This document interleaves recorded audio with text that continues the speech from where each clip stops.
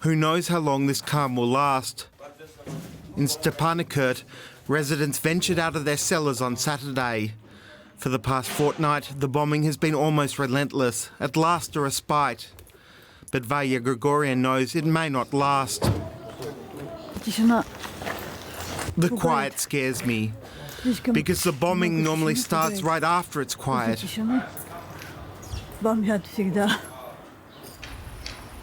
In Shushi, also controlled by Armenians, people ventured back to the ruined cathedral.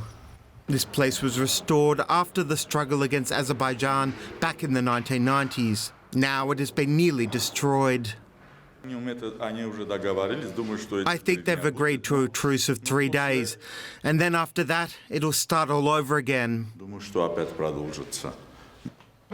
On the Azerbaijani side too, there's disbelief over the destruction this conflict has wrought. This is what remains of Khatire Zhalilova's apartment. She fled the fighting, only to return to this. I watched a story in which a journalist reported from my balcony, and I told myself it's not our house. Well, unfortunately, it is. Zhalilova's town, Tartar, was almost completely deserted during the fighting. Residents returned on Saturday to collect whatever belongings remained. Many here too are sceptical that this truce will endure. If they give us our land back, then I'll agree to a ceasefire. And if they will not, then I'll oppose it. I want our land back.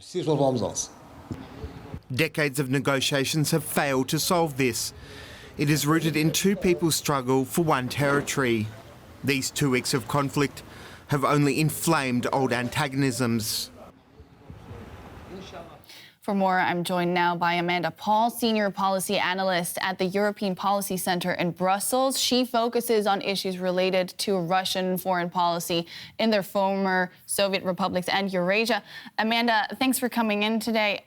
Accusations are going back and forth. How much of a truce is this really? I don't think it's much of a truce at all. I mean, as has already been mentioned, the ceasefire agreement has been broken several times from each side blaming the other side. So I think we have a very dangerous situation on the ground.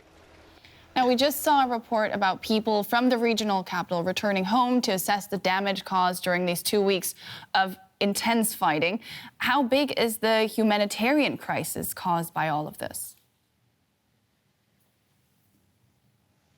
I mean, first of all, I don't think that anybody should be returning back to their homes because the situation is still ongoing. The humanitarian crisis is massive, not just from the fighting these days, but I mean, when we go back to the original war in the early 1990s, the humanitarian crisis there was massive as well. We know that nearly 1 million Azerbaijanis were displaced, along with Armenians. Any civilian life that's lost is a tragedy, and this should be avoided at all costs. You say this is not much of a truce. Where does this leave efforts to find a peaceful solution to this conflict?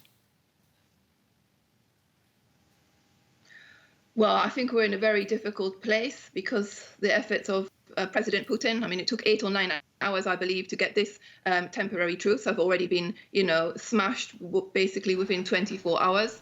You can see that President Putin is doing diplomacy around the place. He's had a conversation with President Rouhani of Iran because it's obviously urgent that a new, more concrete ceasefire is put into place. But I mean, I think at least from the Azerbaijani side, I mean, there was a lot of negative sentiment from the population about the ceasefire because they believed that it was just something that was going to stall their efforts to recuperate the lands that they have lost. So there needs to be something concrete that's agreed that would guarantee that Azerbaijan is going to be able to get some of its territory back, some sort of timetable, or at least some sort of internationally agreed document ahead of this. Amanda Paul, Senior Policy Analyst at the European Policy Center in Brussels. Thank you very much for your insights. Thank you.